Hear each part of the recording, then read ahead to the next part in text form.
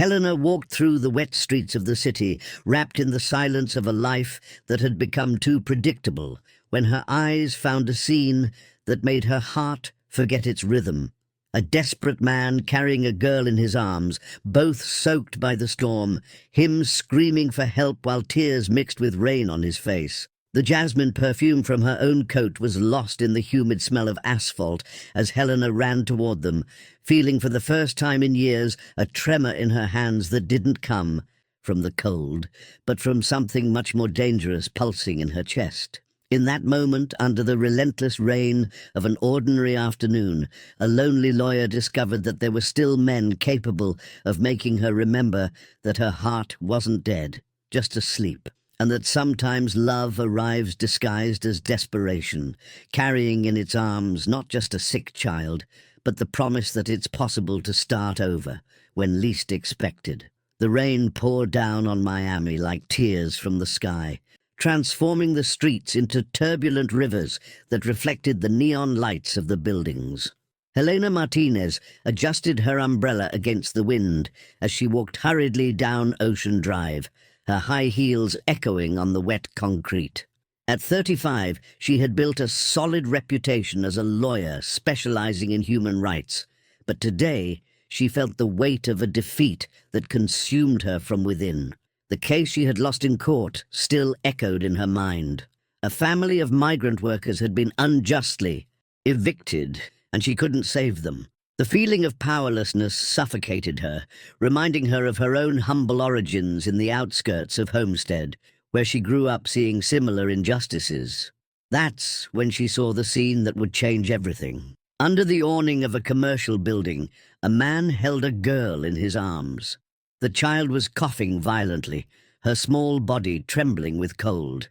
The man, about 33 years old, had intense blue eyes that contrasted with the expression of desperation on his face. His clothes, once elegant, were now worn and wet. Helena stopped. Something about that man seemed familiar. The dark brown hair, the upright posture even in adversity, those penetrating blue eyes. "Raphael?" she murmured, approaching slowly. He looked up and recognition was instant. Rafael Oliveira, the brilliant architect who had worked at her brother Miguel's construction company until being fired during a brutal restructuring 6 months ago. "Helena," his voice came out hoarse, loaded with surprise and a shame that broke her heart. The girl in his arms opened her eyes. They were the same soft blue color as her father's, but clouded by fever. Her blonde hair was stuck to her sweaty forehead, and her pale skin clearly showed her fragility. "This is Sophia, my daughter," Raphael said, trying to maintain dignity even in the desperate situation. "She's been sick for 3 days, but He didn't need to finish. Helena saw everything. The lack of money for a doctor, the hunger in both their eyes, the wounded pride of a man who had once been prosperous. "Come on," said Helena, extending the umbrella over them. "My car is over there. I'll take you to the hospital." "I can't accept your charity," Raphael replied, but his voice wavered when Sophia coughed again. "It's not charity," Helena said firmly, her own blue eyes shining with determination. "It's what any decent person would do." During the trip to Jackson Memorial Hospital, Helena observed Raphael through the rearview mirror. Even in his desperate situation, he maintained a dignified posture, whispering words of comfort to Sophia. She remembered the innovative projects he had created, constructions that combined social functionality with architectural beauty. At the hospital, while Sophia received medical attention, Raphael and Helena sat in the corridor. The silence between them was broken only by hospital sounds, hurried footsteps, whispered conversations, the constant beeping of equipment. "How did it come to this?" Helena asked softly. Raphael ran his hand through his hair, sighing deeply. "After I was fired from your brother's construction company, nobody else wanted to hire me. Rumors spread that I had committed some irregularity, although you know that's not true. The savings ran out paying for Mariana's treatment. Mariana, my wife, was." Her voice broke slightly. "Cancer. We fought for 2 years, but she passed away 4 months ago. Sophia still doesn't really understand. She asks when Mommy is coming back. Helena felt a tightness in her chest. Life had been too cruel to this man. "Where are you living?" "In a rented room in Little Haiti. It's what I can afford with the occasional work I manage to get. But even that is getting difficult." The doctor who was treating Sophia appeared in the corridor. Sophia's father. Raphael stood up quickly. "That's me. She has pneumonia, but nothing serious if we treat it properly. She needs antibiotics and rest. I'll prescribe the medication." When he received the prescription, Raphael looked at the prices and his face paled. Helena noticed immediately. "I'll take care of the medicine," she said. "Helena, I can't." "Of course you can, and you'll accept it because Sophia needs it." That night, after dropping Raphael and Sophia at home, a small room that broke Helena's heart, she couldn't sleep. She kept thinking about Raphael's wasted talent, the injustice of what had happened to him, and how fate had put the two of them on the same path that rainy afternoon. 3 days later, Helena appeared at Raphael's door with a proposal that would change everything. "I need someone to help me with social urbanism projects at my office," she said, trying to sound casual. "Would you be interested?" Raphael looked at her with suspicion and gratitude in equal parts. "Helena, you don't need to." "Yes, I do. I have several cases involving popular housing and urban infrastructure issues. I need someone who understands both architecture and social needs." "You're perfect for this." Sophia, who was already recovering, pulled at her father's pants. "Daddy, accept. Miss Helena is nice." Raphael looked at his daughter, then at Helena. In her blue eyes he saw sincerity, not pity, and for the first time in months he felt a spark of hope. "All right," he said, extending his hand. "When do I start? So, folks, do you believe in second chances? Have you ever been through a moment when everything seemed lost, but someone appeared to change everything? Leave a like if you're enjoying the story and comment what city you're watching from. Raphael and Helena's journey is just beginning. Helena's law office was located in downtown Miami, in a renovated historic building on Flagler Street. It was a space that combined classic elegance with modern functionality. Large windows let in natural light, noble wood shelves held hundreds of legal books, and green plants scattered throughout the environment created a welcoming atmosphere. Raphael arrived for his first day of work wearing the only suit he still owned, a well-cut piece, but one that already showed signs of wear. Helena received him with a genuine smile, introducing him to the team as the architect who's going to revolutionize our social projects. "Your office is here," she said, opening the door to a room overlooking Biscayne Bay. "You'll share the space with Carla, our urban planner. She's excited to meet you." Carla Silver, 28-year-old woman with curly hair and a warm smile, greeted Raphael enthusiastically. "Finally! Helena talked so much about you that I was already curious. I heard you created that housing project in Overtown that became a national reference." Raphael blushed slightly. "That was a few years ago. I don't know if I still have the same ability." "Talent doesn't disappear," Helena said, placing a folder on his desk. "It just sleeps. This is our first project together. A community in Liberty City. Needs our help to regularize their housing situation and improve local infrastructure." As Raphael leafed through the documents, his blue eyes began to shine with an interest he hadn't felt in months. Outdated plans, photos of the community, reports on residents' living conditions. All of this awakened in him the visionary architect he had once been. "Can I visit the location?" he asked. "Of course. Actually, I was thinking we could go together tomorrow." That afternoon, while working on the first sketches, Raphael felt more alive than he had in a long time. Ideas flowed naturally, combining practical solutions with touches of beauty that would make that community not just functional, but inspiring. Sophia had returned to school, a small municipal institution near where they lived. Every afternoon, Raphael would pick her up and take her to the office, where she did her homework at a small table that Helena had provided especially for her. "Miss Helena," Sophia said one day while drawing, "do you like my daddy?" Helena almost choked on her coffee. Of course I like him, Sophia. Your father is a very good and talented man. He gets sad sometimes. I think he misses Mummy. It's normal to miss those we love who are no longer here, Helena said softly, sitting next to the girl. But that doesn't mean we can't be happy again. Sophia nodded with the seriousness typical of children who mature too early. Do you think I could have a new mummy someday? The question caught Helena by surprise. What do you think about that? I think it would be nice. Someone who would take care of Daddy when he gets sad and who would teach me girl things. The conversation was interrupted by Raphael's arrival, returning from the visit to the Liberty City community. His eyes sparkled with enthusiasm.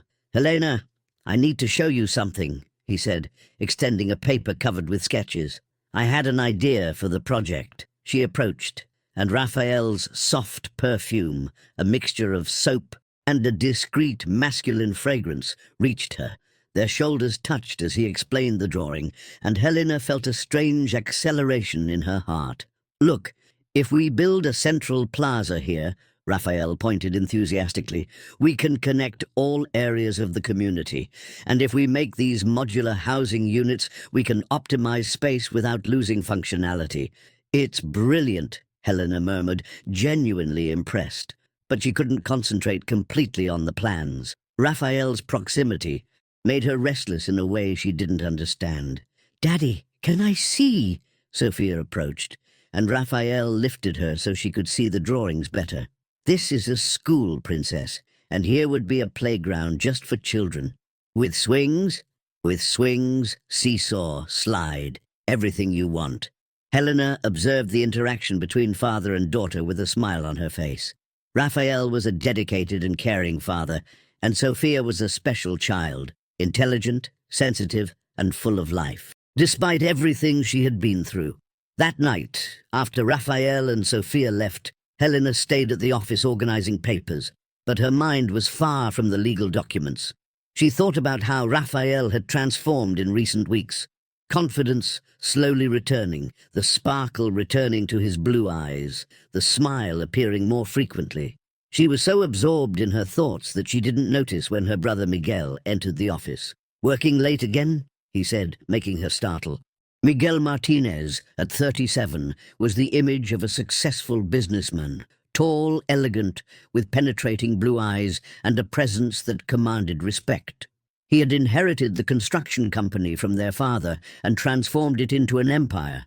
But success had taken its toll. 3 failed marriages and a reputation as a cold man in business. "Miguel, you scared me. Sorry. I stopped by to see how you are. I heard you hired a new architect." Helena felt a knot in her stomach. "Yes, Rafael Oliveira, a very competent professional." "Rafael Oliveira," Miguel frowned. "That name sounds familiar. He worked at your construction company." Miguel's face hardened. "The architect who was fired in the restructuring? Helena, have you lost your mind? He's an excellent professional and was going through difficulties. He sued the company after being fired, and you hire him? The lawsuit was dismissed. You know he was right to feel wronged." Miguel ran his hand through his hair, a gesture he made when irritated. "Helena, you've always been too soft-hearted. This kind of attitude can hurt you, or it can show me that there are still valuable people in the world," she retorted, standing up to face him. The siblings looked at each other in silence. Despite their differences, they loved each other deeply. Miguel had taken care of Helena when their parents died in a car accident, ensuring she could study and become a lawyer. "I just don't want you to get hurt," he said, softening his tone. "I know how to take care of myself, Miguel. I know you do." He kissed his sister's forehead. "Just be careful, okay?" After Miguel left, Helena kept thinking about his words. Was there something she didn't know about Raphael's dismissal, or was it just her brother's exaggerated, protective instinct? The next morning, Raphael arrived earlier than usual. Helena found him in his room, working on new sketches for the Liberty City project. "You don't stop, do you?" she said, entering with 2 coffees. "When I have something that inspires me, I get like this," he replied, accepting the coffee with a smile. "Thank you for everything," You don't need to thank me. You're doing excellent work. It's not just that, Helena. You gave me back hope. Sophia is happier too. Yesterday, she told me she wants to be an architect like Daddy when she grows up. She's a special girl. Yes, she is. Raphael paused, looking out the window. Sometimes I feel guilty for her having gone. Through so much. First her mother's illness, then poverty. Raphael, Helena gently touched his arm. You're a wonderful father. Sophia sees that. That's why she's so balanced despite everything. He turned to her, and for a moment their eyes met. Helena felt again that strange agitation in her chest, and Raphael seemed to notice something too, because his expression changed. Helena, Good morning. Carla entered the room, interrupting the moment. Sorry, I didn't know you were talking. No problem, Helena said quickly, stepping away. I need to go to court. Raphael, continue with the project. It's turning out perfect. Throughout the day, Helena couldn't concentrate properly. That moment in the office had awakened something in her that had been asleep for a long time. But would it be right to get involved with Raphael? He was still dealing with his wife's loss, and she was his boss. On the other hand, life had taught her that opportunities for happiness were rare and precious. Losing them out of fear or social conventions could be an even bigger mistake. Do you think Helena should follow her feelings, even knowing it could be complicated? Have you ever been in the situation of falling in love with someone at the wrong time? Comment your experiences, and don't forget to leave a like if you're anxious to know what's going to happen. 3 weeks later, Raphael and Helena were visiting the Liberty City community together. The project had evolved impressively. It was no longer just a housing solution, but a true integrated social development plan. The community was located in an area that had already been considered lost by authorities. Masonry houses mixed with wooden shacks, unpaved streets turned into muddy areas on rainy days, and sewage ran in the open. But Raphael saw potential where others saw only problems. Look here, he said, pointing to an empty area. If we build the community center here, it will be at the heart of the neighborhood. People can gather. Children will have a safe space to play. Helena watched Raphael explain his ideas to Mrs. Conception, one of the community leaders. The 55-year-old woman, with graying hair and a determined look, listened attentively. Mr. Raphael, she said, are you sure all this will actually happen? Many people have come here promising changes. Mrs. Conception, Raphael knelt beside her, speaking in a respectful tone. I grew up in a place similar to this. I know what it's like to go. Through need, I know what it's like to dream of a better life. I'm not here to make empty promises. I'm here because I believe every person deserves dignity. The woman's eyes filled with tears. God bless you, my son. If it depends on us, we'll help with whatever is needed. Walking through the community's alleys, Helena saw Raphael greet each resident as if they were old friends. He talked with children, listened to adults' concerns, carefully noted each suggestion. How do you manage to connect with people like this? Helena asked while they rested in the shade of a tree. When you've been invisible, you learn to see other invisible people, he replied. These people don't want charity. They want opportunity, respect, the chance to build something better for their children. Helena remained silent, admiring the depth of this man that life had placed in her path. Raphael wasn't just a talented architect. He was someone with a genuine understanding of the human condition. Can I ask you a personal question? She said hesitantly. Of course. What was your wife like? Raphael smiled, but Helena noticed the shadow of sadness that always appeared when the subject was Mariana. Mariana was light. She had this ability to make any environment brighter just with her presence. She was an art teacher for children with disabilities. She said art could heal broken hearts. She was right. She was. He looked at the horizon. The last 2 years were very difficult. Watching someone you love slowly waste away. That's why I got so deep in debt. I would do anything to save her. And Sophia, how did she deal with everything? Better than me, to be honest. Mariana talked a lot with her about death, explained that sometimes people go away, but love stays. Sophia has impressive maturity for a 6-year-old. Helena gently touched Raphael's hand. You did the best you could. That's what matters. He looked at the small, delicate hand over his. Helena's fingers were thin. Nails well cared for, but without polish. Practical for a lawyer who works hard. Even being an innocent touch, he felt a connection that scared him. Helena, I need to tell you something, he said, gently pulling his hand away. What? Sometimes I feel... He stopped, looking for the right words. I feel like I'm betraying Mariana's memory by starting to feel good again, as if I didn't have the right to be happy. Raphael, Helena turned to face him, would Mariana give you the right to be happy again? Yes, she always said I should live fully even after she was no longer here. Then why don't you give yourself that right? The question hung in the air between them. Raphael looked into her eyes, seeing there an understanding and tenderness he hadn't found in months. Helena was different from any woman he had known. Strong but sensitive, successful but humble, beautiful but without vanity.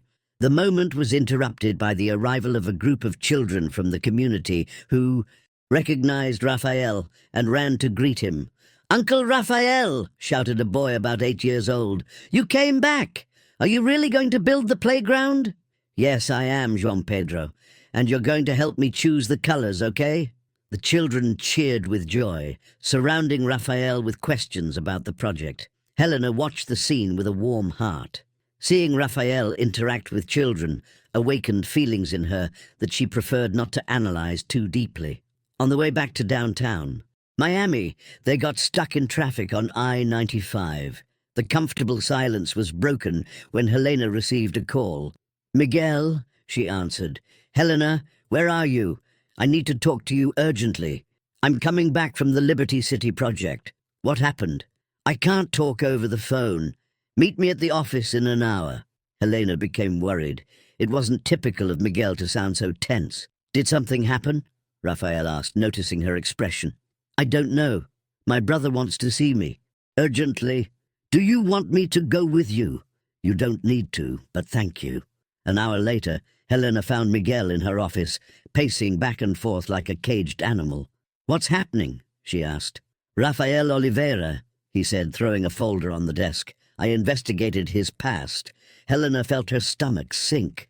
"Miguel, you had no right—" "Yes, I did. You're my sister, and you're getting involved with a man you know nothing about.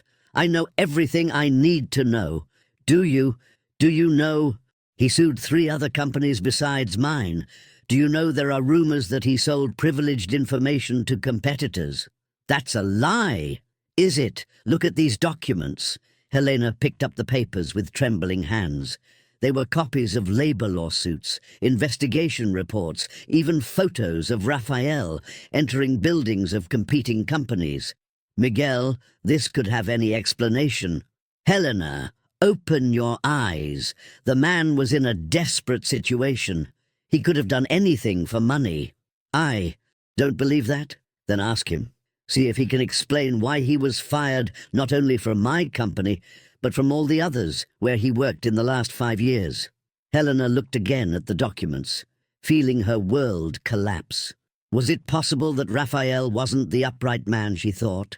Had she let herself be carried away by feelings and ignored obvious signs? "What do you want me to do?" she asked in a low voice. "Fire him. Today. Before he causes problems for you too.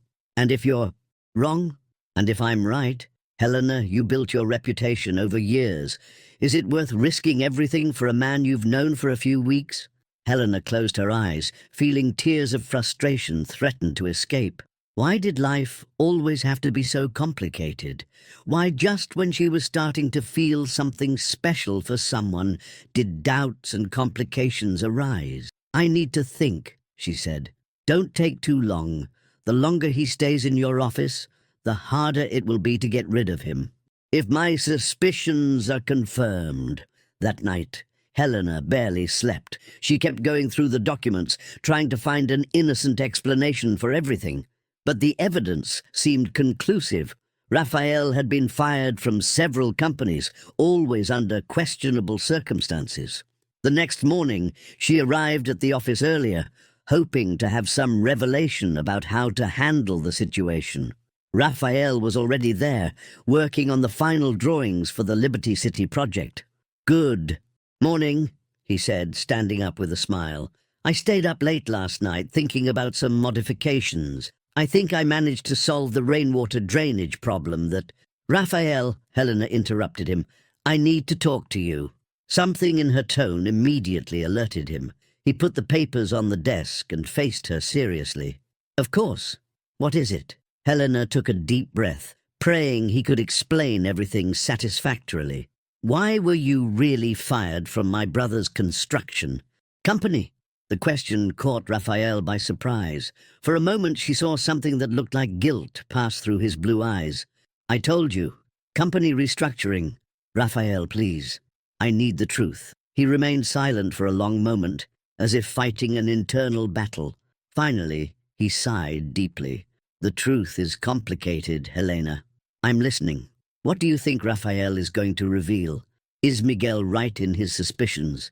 Or is there more to the story than it appears?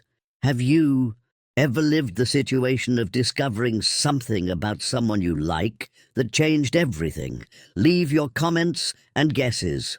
Raphael moved away from the desk, walking to the window that overlooked busy downtown Miami. His hands trembled slightly as he organized his thoughts, preparing to reveal truths he preferred to keep buried. "Helena," he began without turning around, "you've known your brother your whole life. I worked for him for only 2 years. Who are you going to believe?" "I want to believe you," she said softly, "but I need to know what really happened." Raphael finally turned around, and Helena saw in his blue eyes a mixture of pain and resignation. "All right, I'll tell you everything." He took a deep breath. "Miguel is right about one thing. I wasn't fired just for restructuring, but he's wrong about the reasons." Helena sat down, preparing to listen. 3 years ago, I discovered that the construction company was using inferior quality materials in a popular housing project. Apartments that should last decades would start showing structural problems in just a few years. Entire families could be at risk. And what did you do? What any decent person would do. I took my concerns to Miguel. I showed him the technical reports, explained the risks. He told me he would solve it, but he didn't solve it. It got worse. They started using even cheaper materials. When I insisted again, Miguel told me that architects weren't supposed to question administrative decisions, just to design. Helena felt a knot in her stomach. She knew her brother her whole life and knew he was capable of prioritizing profit above other considerations. And then I made the mistake of my life. Raphael ran his hand through his hair, a nervous gesture Helena already recognized. I contacted a journalist friend and leaked information about the quality of materials. You denounced the company. I thought I was doing the right thing, that I was protecting the families. And who would live in those apartments? But Miguel found out it was me, and he didn't just fire me. He made sure to spread in the industry that I was a traitor, that I sold confidential information. That's why no other construction company wanted to hire me. Helena remained silent, processing the information. Raphael's version made sense with what she knew about both men's characters. And the other lawsuits? The other dismissals? After the complaint, I tried to work at smaller companies, but whenever my name was Googled, the information planted by Miguel appeared. I was fired from 3 different companies because the owners were afraid I would do the same thing to them. And the labor lawsuits? I tried to defend myself legally. I sued for defamation, for dismissal without just cause, but Miguel has better lawyers than I could ever afford. All the lawsuits were dismissed or I lost. Helena stood up, walking to where Raphael was. She could see the sincerity in his eyes, but also the shame of having to tell that story. "Why didn't you tell me this from the beginning?" "Because," he looked directly at her, "I knew you were his sister. I thought if you knew the truth, you wouldn't give me a chance. And I was desperate, Helena. Sophia was sick, I was broke. When you offered me the job, it seemed like a miracle. Raphael, I understand if you want to fire me now. I understand if you can't trust me. Just, please, give me a few days to find another place. To stay with Sophia. She got used to the school nearby. Helena felt her heart breaking. Seeing that strong and dignified man practically begging for a chance was devastating. Do you still have the evidence about the inferior quality materials? I do. I kept everything. Why? Because, Helena took a deep breath, I'm going to confront my brother, and I'll need proof. Raphael looked at her with surprise. Helena, you don't need to do this. He's your family. And you? The question came out. Before she could control it. What are you to me, Raphael? The question hung in the air between them. Raphael approached slowly until he was very close to her.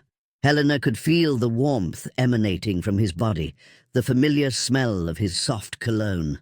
Helena, he said in a low voice, I don't want to be another problem in your life. Maybe, she whispered, you're exactly what was missing in my life. For a moment, it seemed they were going to kiss. But Raphael abruptly pulled away, run his hand over his face. I can't, not like this, not while there are these doubts between us. Raphael, Helena, you need to be sure of who I really am before anything between us. Talk to Miguel, see his evidence, then make your decision. That same day, Helena scheduled a meeting with Miguel at a discreet restaurant in Coral Gables. She chose a public place to avoid a very heated argument. Miguel arrived punctually, as always. He wore an impeccable suit and carried his Italian leather briefcase. At 37, he emanated success and confidence, but Helena knew her brother too well not to notice the tension in his shoulders. So, he said as soon as they sat down, did you make a decision about Rafael Oliveira? I did. Helena faced him directly. But first, I want you to tell me the truth about what happened 3 years ago. Miguel's face hardened. I already told you. He was disloyal to the company. Miguel, I've known you since I was born. I know when you're lying. Helena, he told me about the inferior quality materials, about how he tried to alert you and was ignored. Miguel remained silent for a long moment, fidgeting with the napkin nervously. And you believe him? I want to believe you. That's why I'm here. Give me a version that makes sense. Miguel sighed, suddenly looking older. The popular housing market is complicated, Helena. Margins are tight. Competition is fierce. Miguel? All right, he exploded, but quickly lowered his voice. Yes, we use cheaper materials, but within technical standards. It wasn't anything illegal, but Raphael thought it was dangerous. Raphael is an idealist. He wants to build palaces for the poor. He doesn't understand anything about economic viability. So you fired him for disagreeing. I fired him because he betrayed the company. He went to the press without coming to me first. He said he came to you several times. Miguel was silent again. Helena could see the internal struggle in his blue eyes, identical to hers. Maybe, he said finally, I reacted badly. Maybe I should have listened more before taking drastic measures. Maybe. All right, I made a mistake. But Helena, that doesn't change the fact that he broke trust. How can I know he won't do the same thing to you? Because, Helena leaned forward, I know his character, just like I knew yours, until I discovered you were capable of destroying a good man's life out of wounded pride. Helena, Miguel, I've always admired you. You raised me when our parents died, gave me every opportunity, but that doesn't give you the right to control my life or destroy innocent people. He's not innocent. He's still a risk.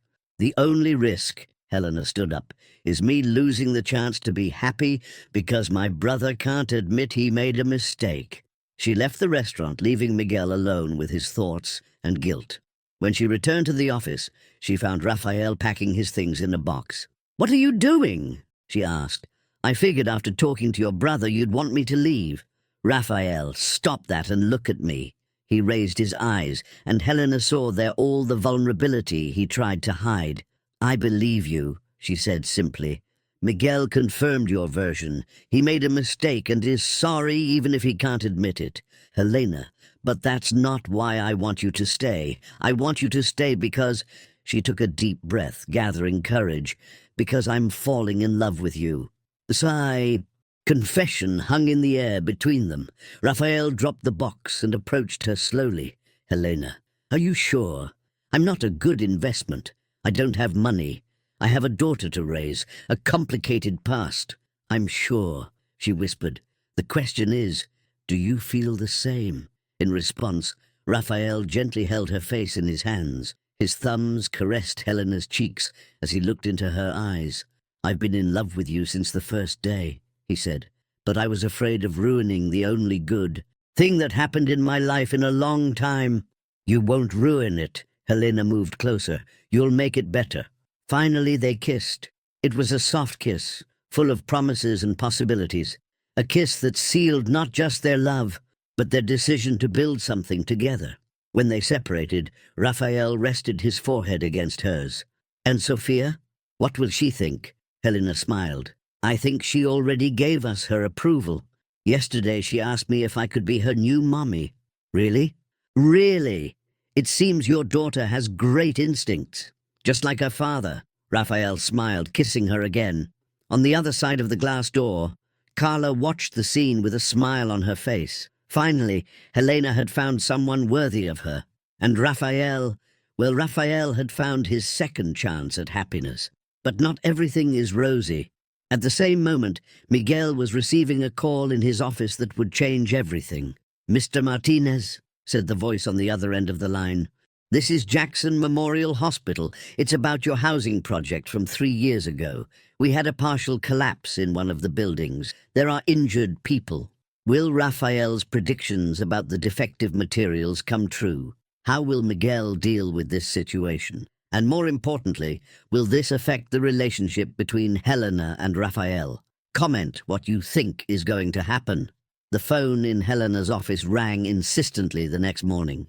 It was a rainy Monday, and she had just arrived with Raphael, who brought Sophia to spend a few hours doing homework while they worked.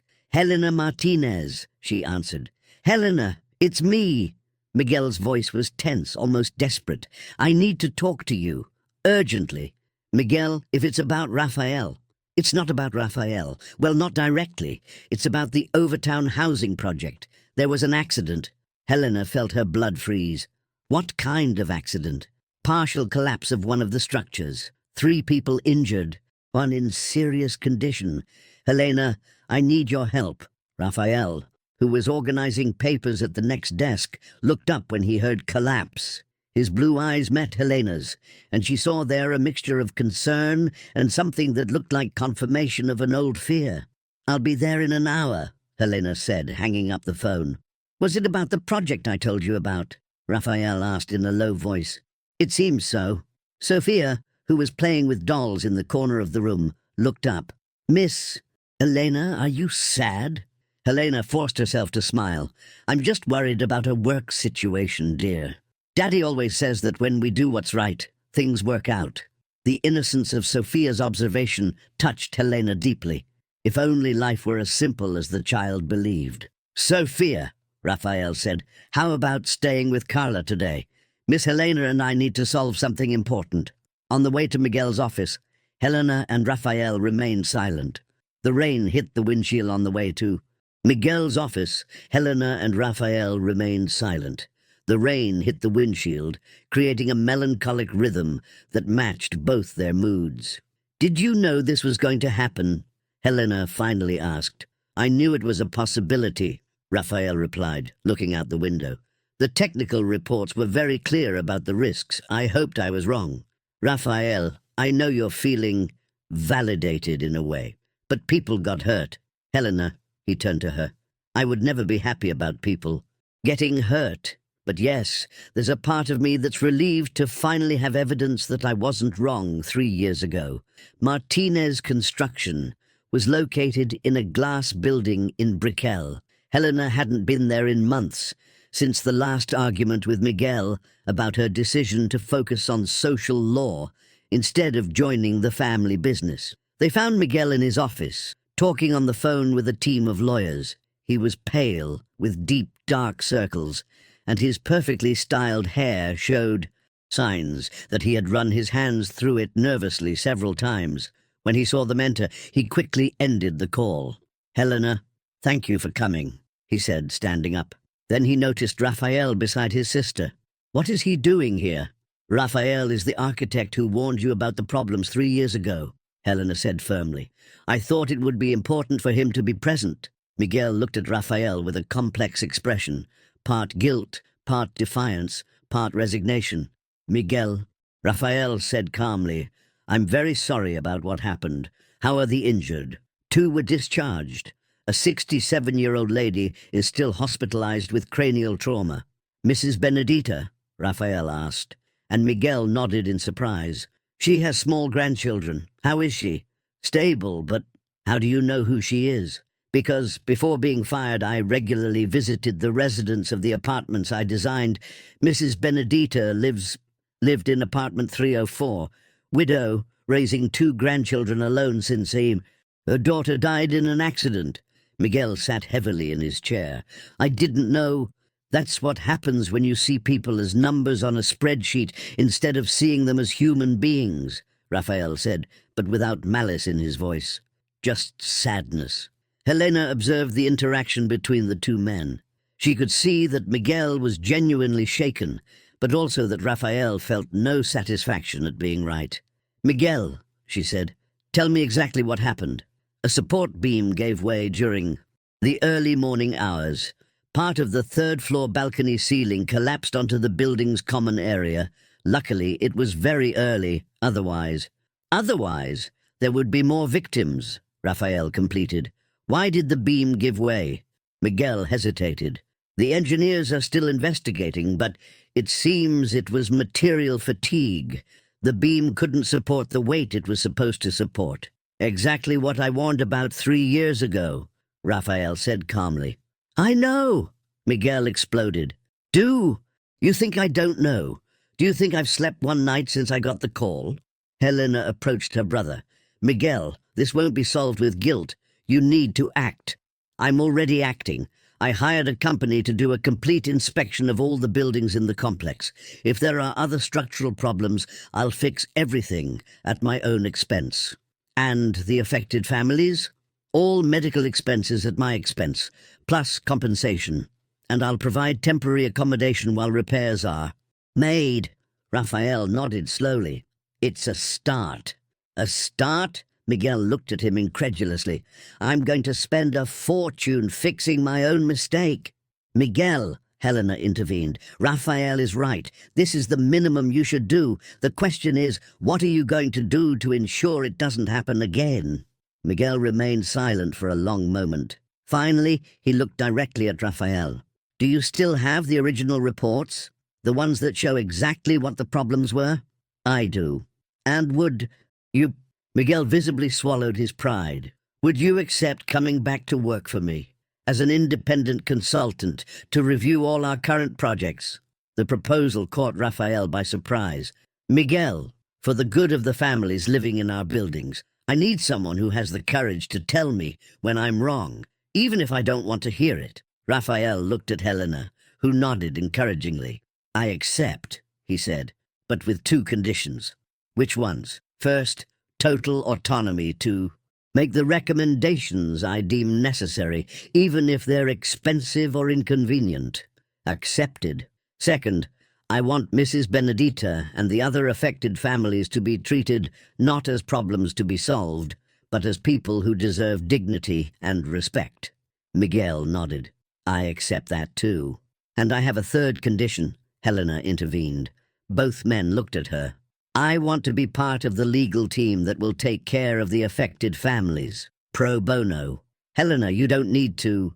"Yes, I do." "Miguel, these people will need someone to defend their interests, to ensure they're fairly compensated, and I'll do it whether you want it or not."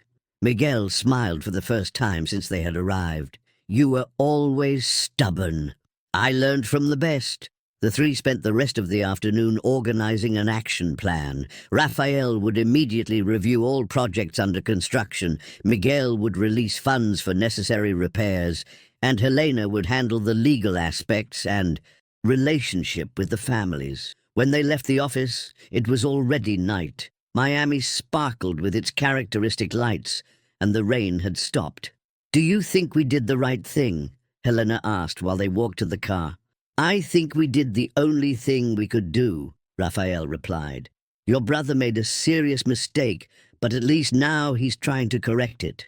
And us? Does this change anything between us?" Raphael stopped walking and turned to her. "Helena, I love you. What happened today only showed me that I chose the right woman.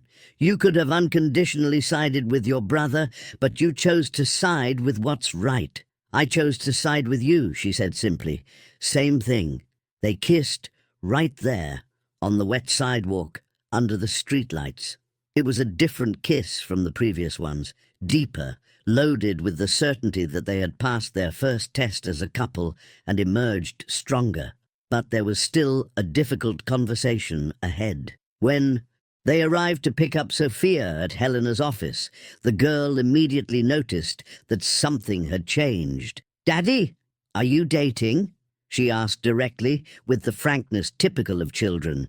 Raphael knelt down to be at his daughter's height. "How would you feel if we were?" "Happy," Sophia replied without hesitation.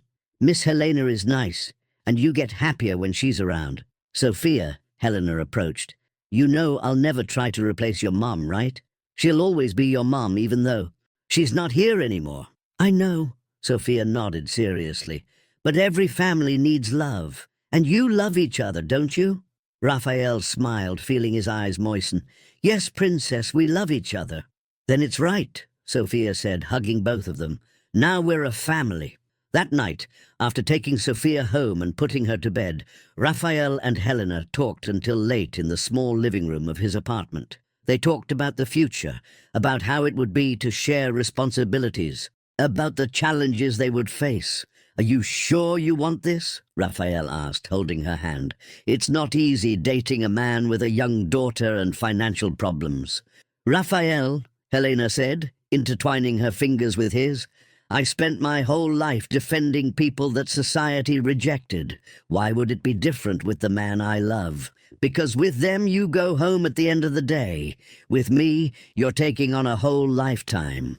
A lifetime next to the man who taught me that it's possible to be strong and gentle at the same time, who showed me there's beauty in simplicity and nobility in struggle. Raphael, you're not a problem to be solved. You're the best thing that ever happened to me." They kissed again, sealing not just their love, but their commitment to a future together. From the bedroom, Sophia watched them through the crack in the door, smiling. Her family was complete again. "How do you think this new family's life will be? Do you think Miguel really changed? And what will happen to Mrs. Benedita? We're approaching the end of this exciting story. Comment your expectations." 6 months later, life had taken on contours that none of the three had ever imagined possible. The small apartment in Little Haiti had been replaced by a cozy house in Coconut Grove. Nothing luxurious, but spacious enough to comfortably accommodate the new family that had formed. Helena had insisted that Raphael maintain his financial independence, so he paid half of all expenses with the money he earned as a consultant for Miguel's construction company and with other projects that began to emerge as his reputation was restored. Sophia now attended a private school nearby, where she received therapy to deal with her mother's loss and adapted well to the new family dynamic. Helena had proven to be a natural maternal figure, patient, caring, but firm when necessary. The Liberty City project had become reality and served as a model for other social initiatives. Miguel, truly transformed by the building collapse experience, had created a specific social responsibility department in the construction company, with Raphael as director. Mrs. Benedita had fully recovered and become a kind of adoptive grandmother to Sophia. The girl visited the lady regularly, bringing drawings and listening to stories about the old times of Miami. On a sunny Saturday afternoon, Helena and Raphael took Sophia to Bayfront Park. The girl ran among the trees while they walked hand in hand, watching other families enjoying the day. "Are you happy?" Raphael asked, stopping to watch Sophia play on the playground. Happier than I ever thought possible, Helena replied, resting her head on his shoulder. And you?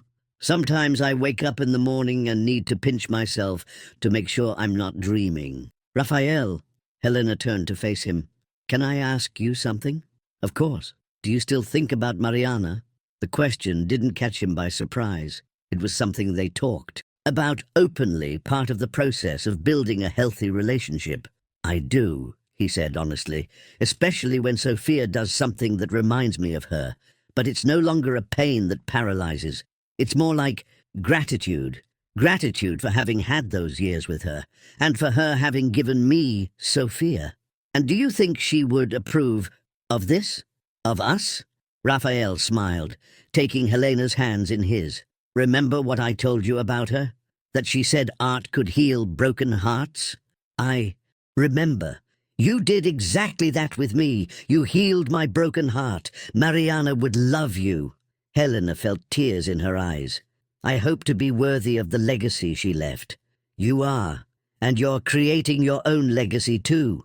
At that moment, Sophia ran up to them with rosy cheeks from playing so much. Can I go on the slide one more time? She asked. Of course, Princess. But then we're going home. Miss Helena promised to make that chocolate cake. Yay! Sophia ran off again. Miss Helena! Raphael raised an eyebrow. When is she going to start calling you Mum? When she's ready, Helena replied. I won't force it. She knows I'm family, that's what matters. Family. Raphael repeated the word as if he was savouring it. You know what impresses me most? How everything fell into place naturally. It wasn't forced, it wasn't difficult. It was as if it should always have been this way. Maybe it should have. Maybe the rain that day was the universe conspiring in our favour. Or maybe, said a voice behind them, you two finally learned to recognize a good thing when you found it. They turned and saw Miguel approaching. He was different, more relaxed, genuinely smiling. Beside him walked a young woman with brown hair and kind eyes. Miguel, Helena greeted him with a hug. What are you doing here? Same thing as you, enjoying the day. He turned to the woman beside him. Helena, Raphael, this is Julia Santos. Julia, my sister Helena, and Raphael. Julia was a teacher at a municipal school in Liberty City, where she had met Miguel during one of his visits to the housing project. She was the complete opposite of all the sophisticated women he had been involved with before. Simple, authentic, more interested in making a difference in children's lives than in attending social events. It's a pleasure to meet you, Julia said shyly. Miguel talks about you a lot. I hope it's good things, Raphael joked. Especially about you, Julia continued. He says you taught him to see architecture with different eyes. Miguel blushed slightly. Julia also taught me some things, like how being successful means nothing if you don't use that success to help others. Wow, Helena feigned surprise. My brother having humanitarian revelations. Julia, you really are special. Uncle Miguel! Sophia appeared running and threw herself into his arms. In recent months, she had developed an affectionate relationship with the uncle who had helped her daddy. Hi, Princess. How are you? Good. Are Daddy and Miss Helena going to get married? The direct question from Sophia caught everyone by surprise. Raphael and Helena looked at each other, laughing. Why do you ask that, Sophia? Helena wanted to know. Because yesterday I heard Mrs. Benedita talking to her neighbor that you two are crazy about each other and that marriage is just a matter of time.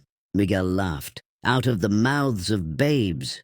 And is Mrs. Benedita right? Raphael asked Helena, taking advantage of the opening. I don't know, Helena replied provocatively. Nobody has officially asked me yet. Raphael pretended to think. You're right. Sophia, what do you think? Should I ask Miss Helena to marry me? Yes! Sophia shouted so loud that other people in the park looked.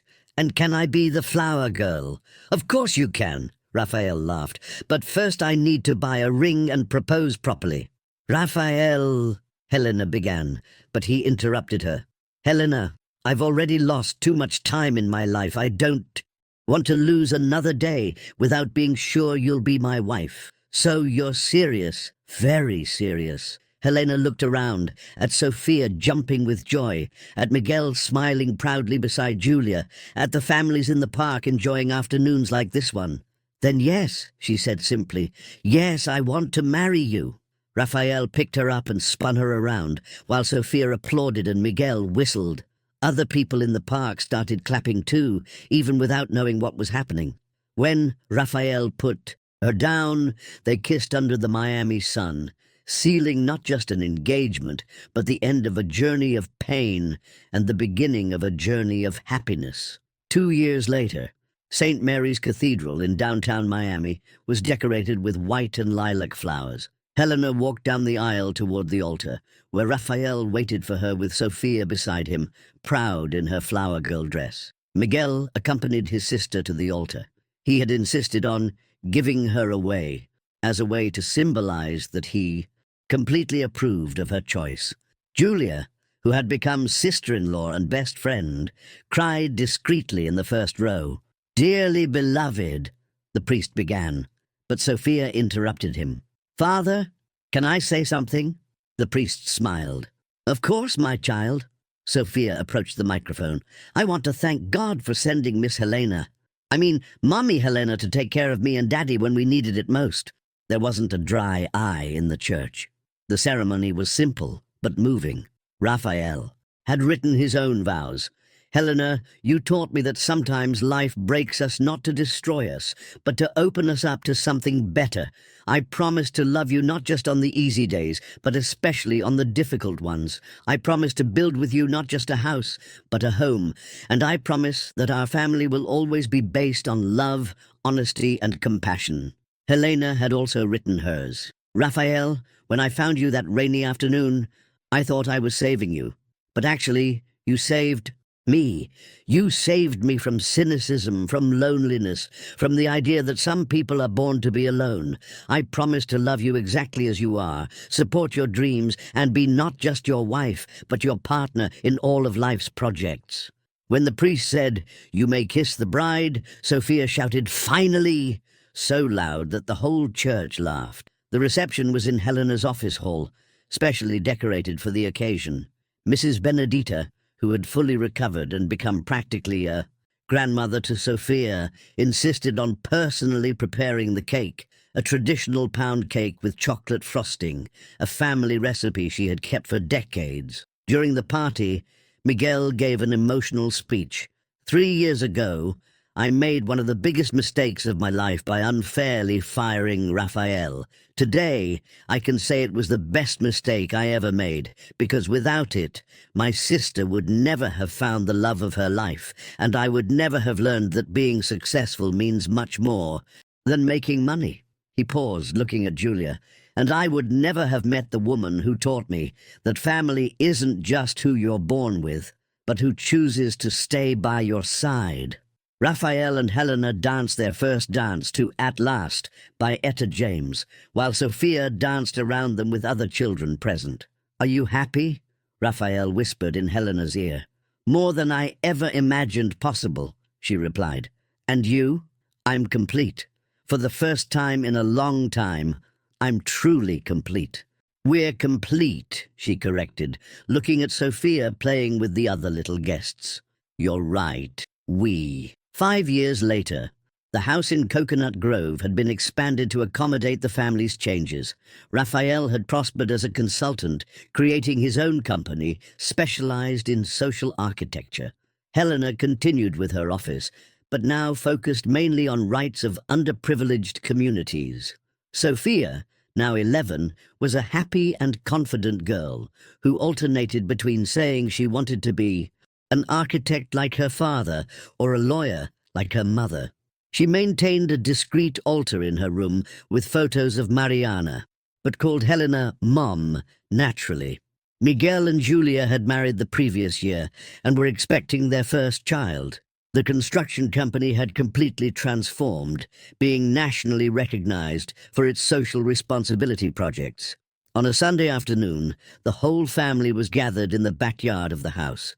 Sophia helped Helena tend to the garden while Raphael and Miguel assembled a new swing in the big tree.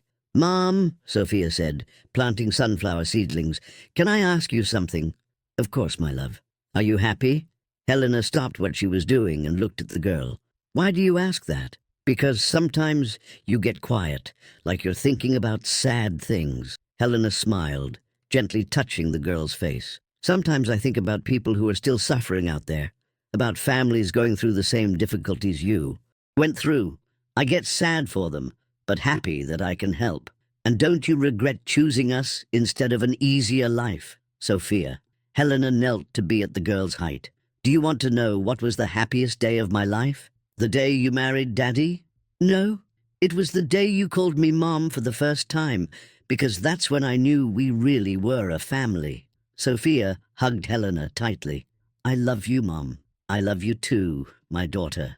From the other side of the yard, Raphael watched the scene with a smile on his face.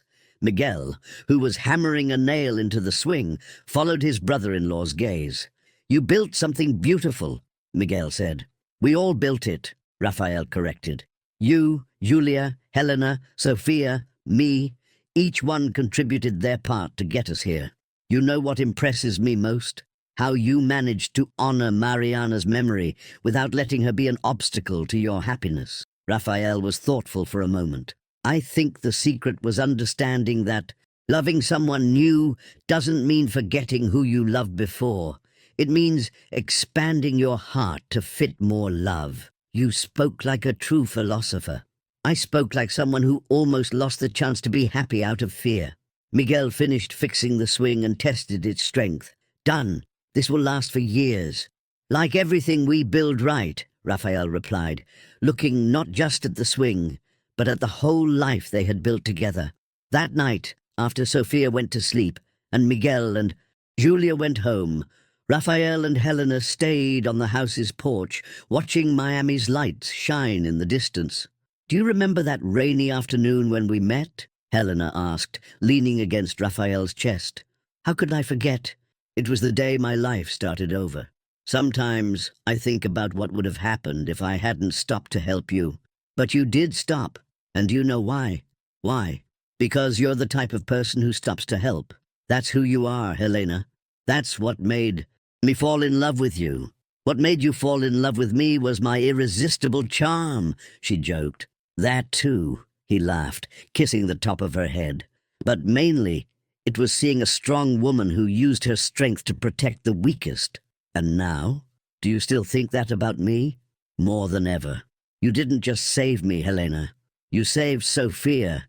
You even saved Miguel from becoming a bitter person. You have this gift of seeing the best in people and helping them find that best.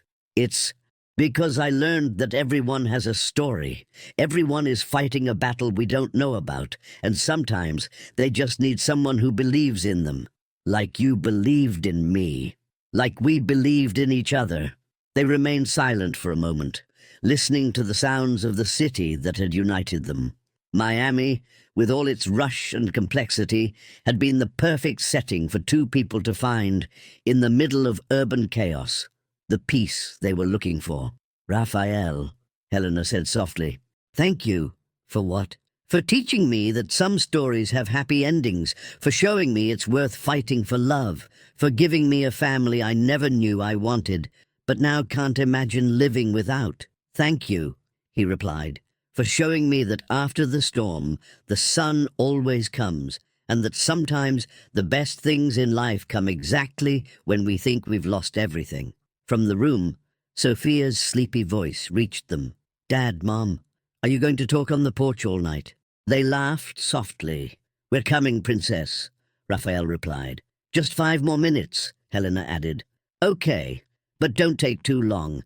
Tomorrow we have to visit Grandma Benedita, remember?" "We remember," both replied in chorus. When silence returned, Helena sighed contentedly. "You know what's the most incredible thing about all this?" "What?" "That our story began with a loss. You had lost your job. I had lost an important case. But in the end, what we lost led us to what we really needed to find each other, a family, a home, a purpose." Raphael hugged her tighter, and the certainty that no matter what storms come, we'll face them together. Together, Helena repeated, sealing the promise with a soft kiss. And so, under Miami's starry sky, two souls who had found each other in the rain silently celebrated the construction of a life that surpassed all the dreams they had dared to dream. The story had begun with tears of pain and desperation. It ended with tears of gratitude and complete happiness, because sometimes, when we least expect it, life presents us with exactly the person we needed to find, at the exact moment we most needed to be found. And we discover that true love isn't just about passion or romance. It's about building together, brick by brick, dream by dream, a life worth living.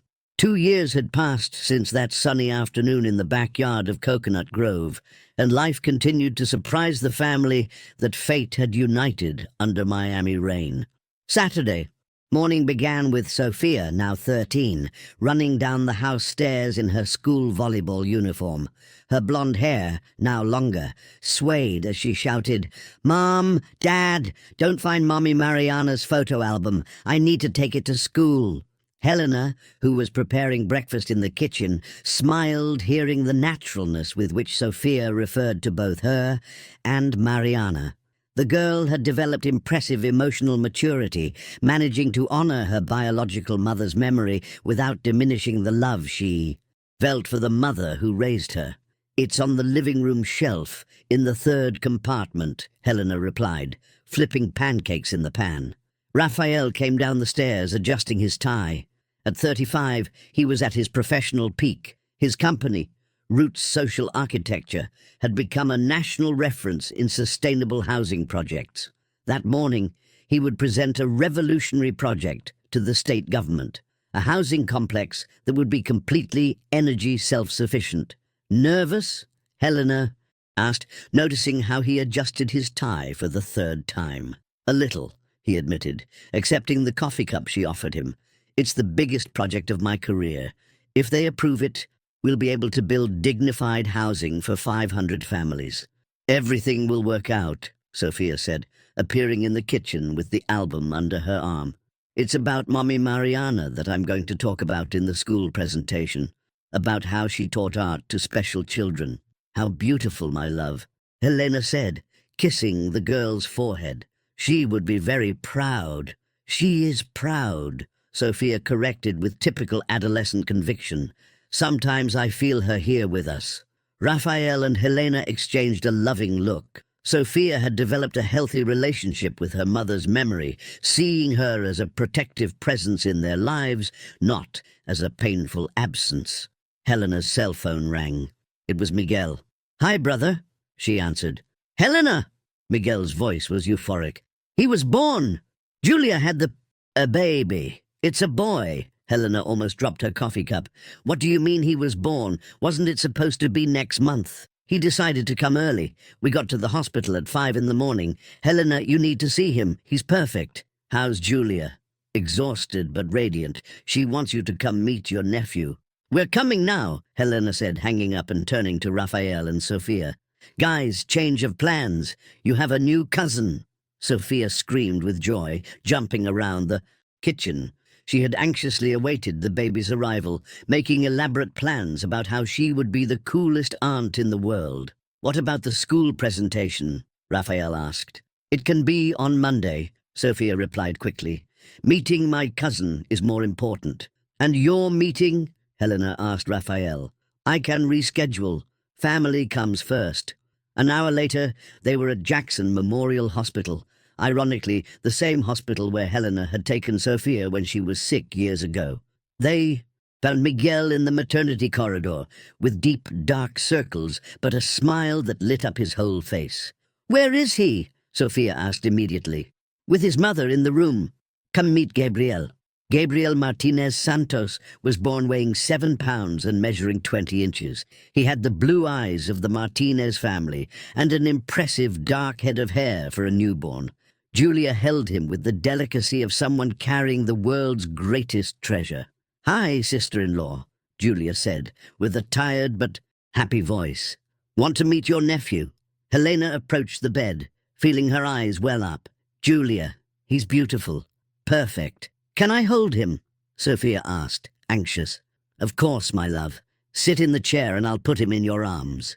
Sophia sat carefully, and Julia placed Gabriel in her arms. The girl looked at him with an expression of pure enchantment. Hi, Gabriel, she whispered. I'm your cousin Sophia. I'm going to teach you lots of cool things when you grow up. Raphael watched the scene with emotion. Seeing Sophia with the baby awakened in him a vivid memory of when she herself was small. Time had passed so quickly. What are you thinking about? Helena asked, noticing his contemplative expression. About how life comes full circle, he replied softly. Years ago I was here with Sophia sick, without money or prospects. Today we're here celebrating a new life, with our family complete and happy. Miguel approached them. Raphael, can I talk to you for a moment? The two men went out to the corridor. Miguel seemed to have something important to say. What is it? Raphael asked. I want to make you a proposal, Miguel said. I know your company is growing, that you have important projects ahead. Miguel, if it's about borrowed money, you already know that. It's not that, Miguel interrupted him. It's about partnership. I want you to consider merging your company with mine, not as an employee, but as a partner. 50-50. Raphael remained silent, processing the proposal. Miguel, that's a serious proposal. Very serious. Raphael, in recent years, you've transformed how I see architecture and construction. Your social projects are brilliant. But imagine what we could do together, with my company's resources and your vision. And Helena? What does she think? I haven't talked to her yet.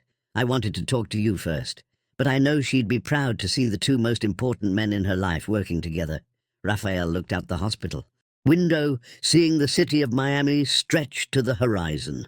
It was the same city where he had hit rock bottom, and now it offered itself as the stage for the greatest professional success of his life. Can I think about it?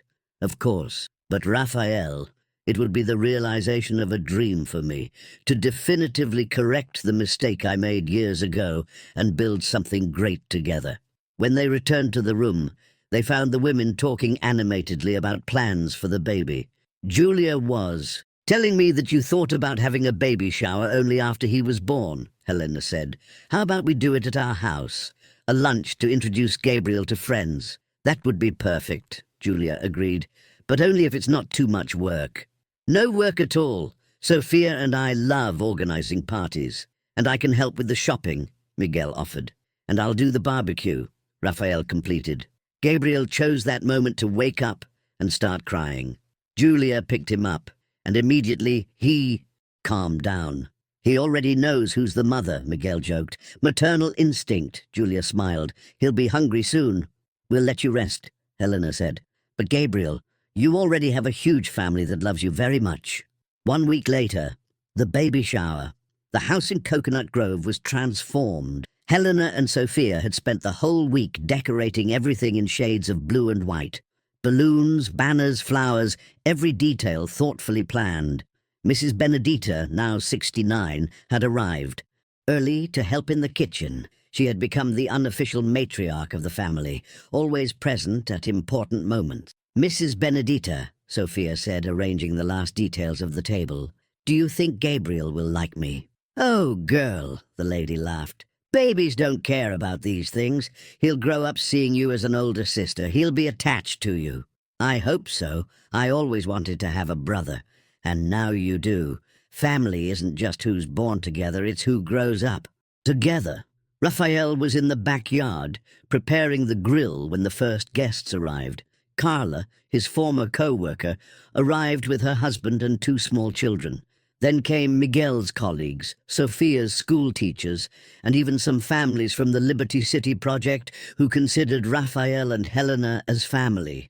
When Miguel and Julia arrived with Gabriel, everyone gathered to meet the new family member. The baby was alert, looking curiously at all the people around him. Everyone, Miguel said, asking for attention. Before we officially introduce Gabriel to you, Julia and I want to thank everyone who's here. You're our chosen family, and it's important for us that you meet our son. Julia, still recovering from childbirth but radiant, added, And we want to make a special announcement. We talked a lot about who we'd like to be Gabriel's godparents, and the decision was unanimous. She looked directly at Helena and Raphael. We'd like you to be his godparents. Helena felt tears in her eyes. Julia, Miguel, it's an enormous honor. The honor is ours, Miguel said. I can't imagine better people to be examples for our son. Sophia jumped with joy. So I'm going to be like his older sister? Exactly, Julia smiled. And he'll be very lucky to have you. The party continued all afternoon. Gabriel was passed from lap to lap, seeming to enjoy all the attention. Sophia didn't leave his side, making up stories and singing lullabies she remembered from when Mariana used to sing to her. At the end of the afternoon, when most guests had already left, only the two families remained in the backyard. Miguel was lying on the grass with Gabriel on his chest, while Julia rested in the chair beside him. Raphael and Helena organized the party remnants, and Sophia played with the children who were still there. Raphael, Miguel said, have you thought about the proposal I made? I have, and I talked to Helena.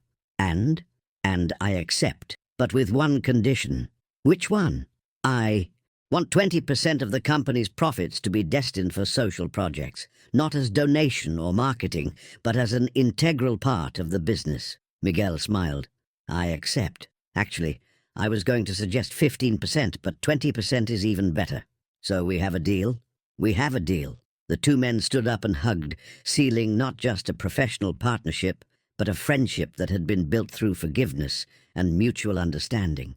Helena watched the scene with a full heart. Seeing her husband and brother working together was something she had never dared to dream. What are you thinking about? Julia asked, approaching her. About how sometimes life surprises us. A few years ago, Miguel and Raphael were almost enemies. Today, they're partners and friends. Love does that, Julia said wisely. When you truly love someone, love does that, Julia said wisely. When you truly love someone, you end up loving the people that person loves too. It's true. Miguel loves you so much that he opened up to love the whole family.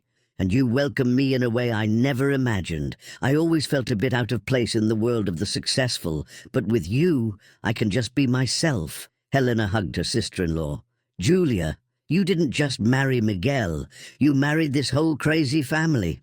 And I wouldn't change anything, Julia laughed. 3 months later, new projects. The office of the new company, Martinez and Oliveira Sustainable Architecture, was located in a modern building in Maitis, Brickell. It was a space that combined corporate elegance with human touches, plants throughout, artwork by local artists, and a cozy common area.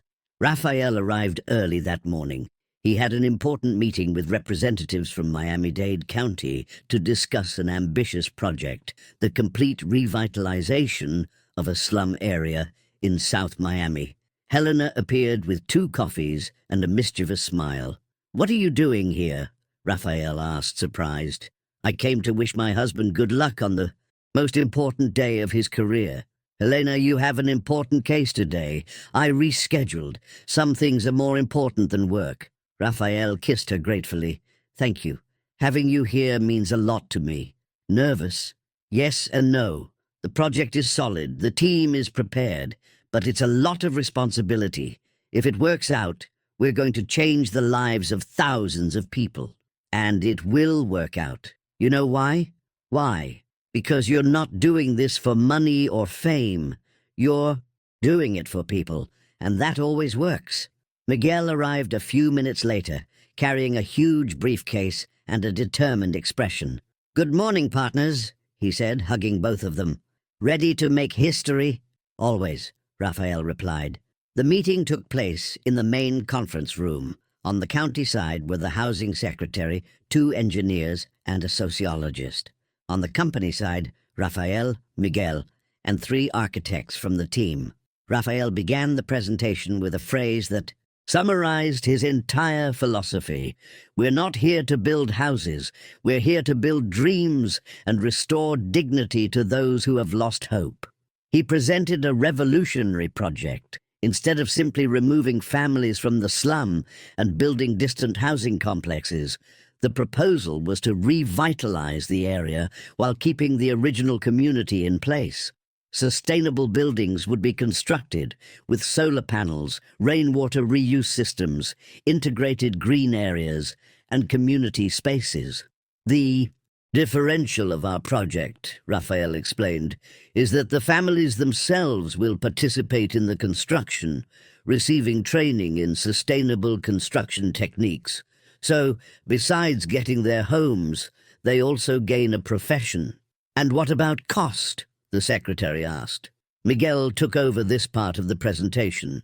The initial investment is 30% higher than a traditional project, but the long-term savings are significant. The buildings will be energy self-sufficient, and community involvement reduces labor costs. Furthermore, Raphael added, you won't just be solving a housing problem. You'll be creating a model that can be replicated in other cities. The meeting lasted 3 hours. The county representatives asked dozens of questions, analyzed every detail of the project, discussed economic viability and social impact. At the end, the secretary stood up. Gentlemen, in 20 years of public service, I've rarely seen such a complete and humanized proposal. The project is approved. Raphael and Miguel looked at each other, barely believing what they heard. Approved? Raphael asked. Approved. We want to start as soon as possible. This project could be a milestone in Brazilian social housing.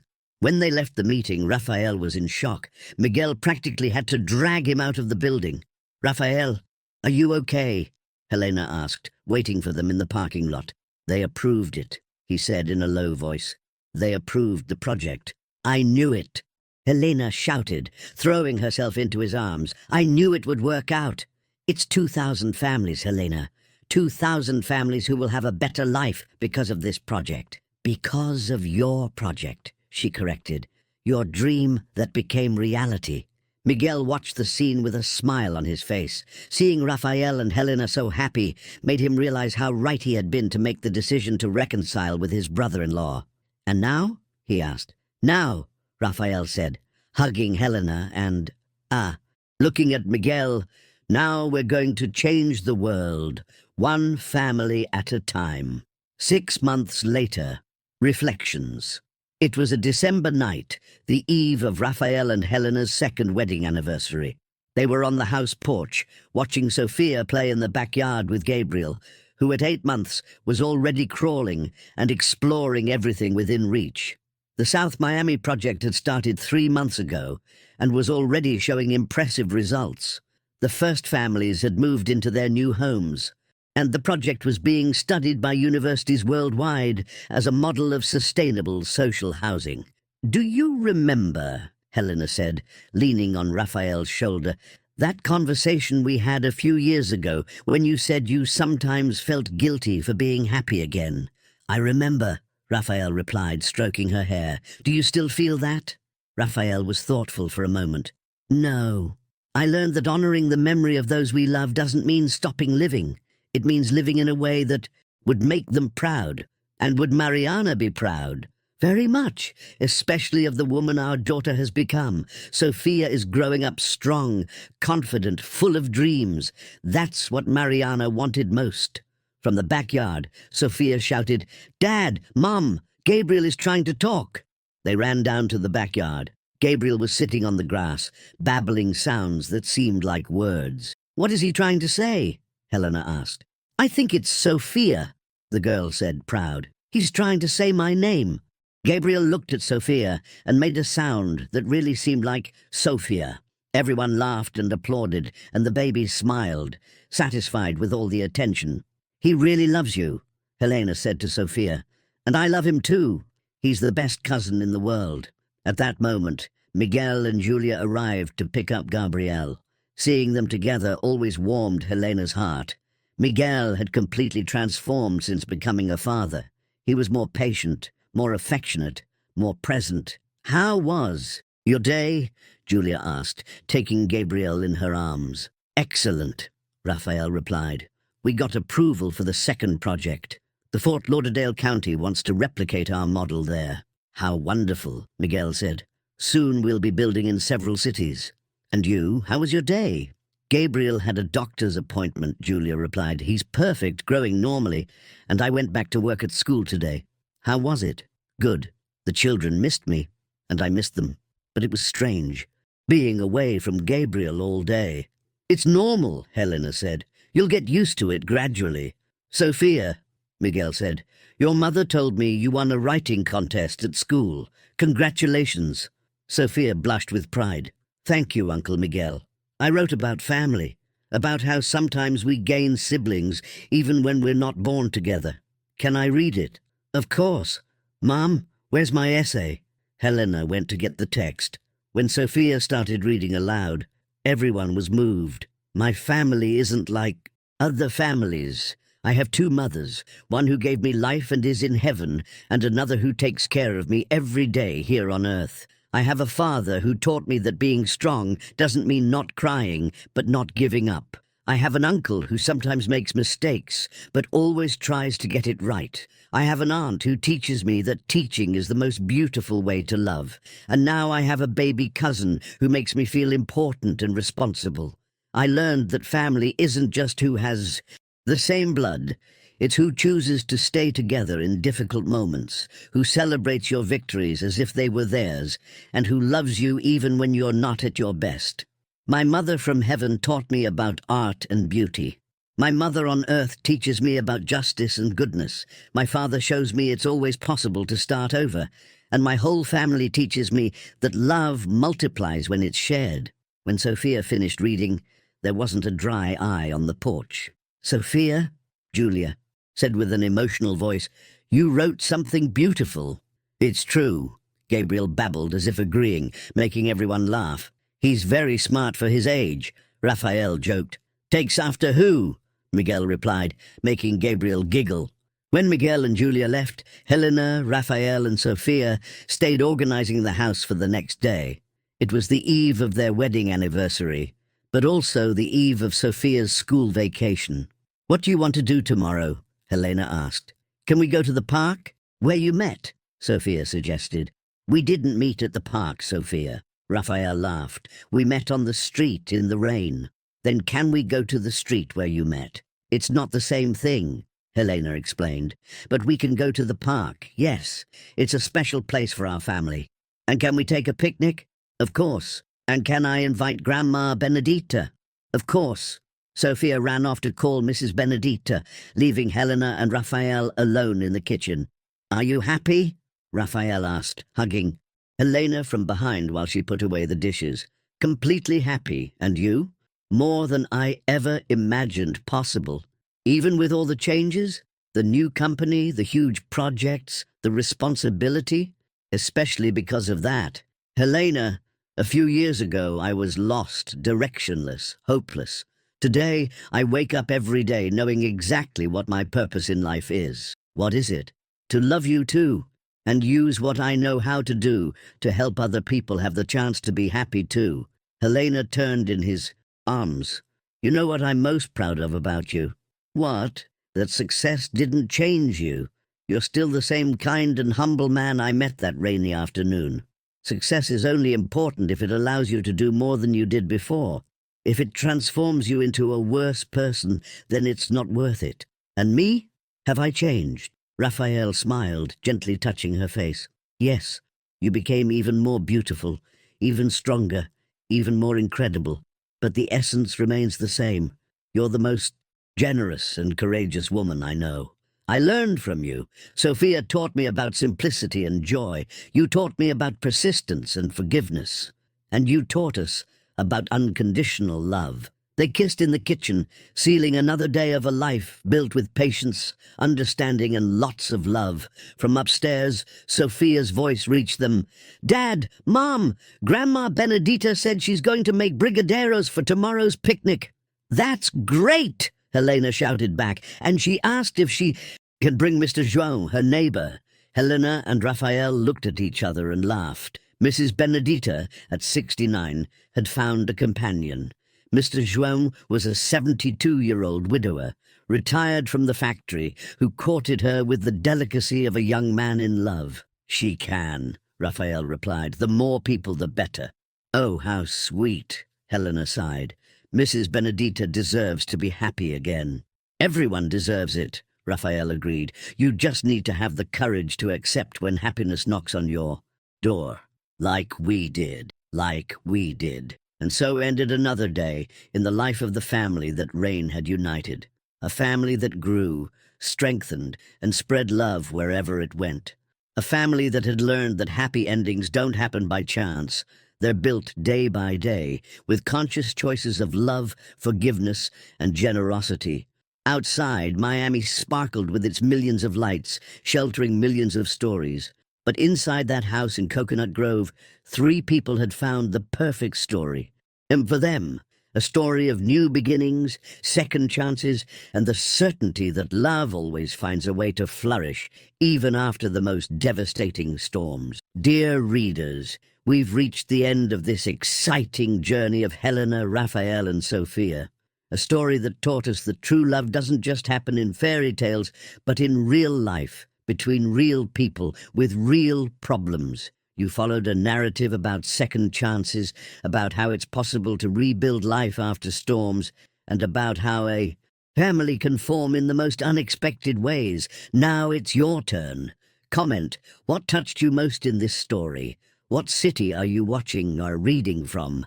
Have you lived a situation similar to Helena and Raphael's? What kind of story would you like to see in the next video?